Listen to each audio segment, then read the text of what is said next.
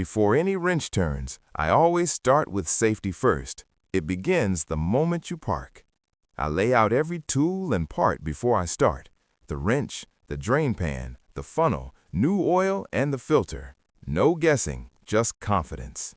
Every safe oil change starts with your owner's manual. It tells you the exact oil type, the capacity, and the filter model. Always check before you begin.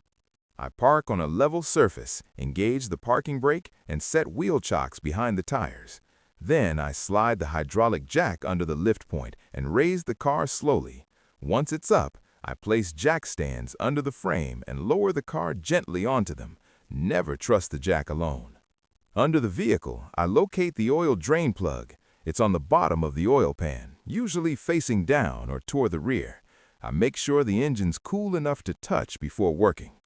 I position the drain pan just below the plug, slightly toward the rear to catch the stream as it arcs out. Small adjustments make a big difference. Using a wrench, I loosen the drain plug carefully while wearing nitrile gloves. Once it's loose, I pull my hand back quickly to avoid contact with hot oil. Patience and the right angle prevent burns. I let the oil drain completely. While it drains, I inspect the flow and color. Dark or gritty oil means it's overdue. Once the flow slows to a drip, it's ready for the next step. I locate the oil filter and use a filter wrench to loosen it counterclockwise. A bit of oil will spill, that's normal. I take the new filter, coat the rubber gasket with a thin film of fresh oil, and screw it on hand-tight only. I clean around the drain hole, reinstall the drain plug by hand first to avoid cross-threading, then tighten it snugly with a wrench. Tight enough to seal, never enough to strip. I remove the oil cap on top of the engine and insert a funnel.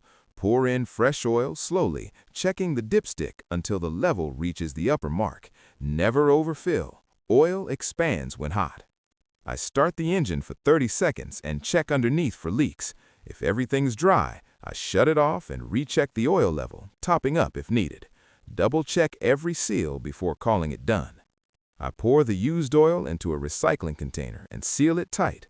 Always take it to a certified recycling center. Respect your garage and your planet. Inside the car, I reset the oil change light using the dashboard menu or key sequence, a small step that closes the job right. Every time I change oil, I learn a little more about my car. Do it safely, do it right, and do it again next time.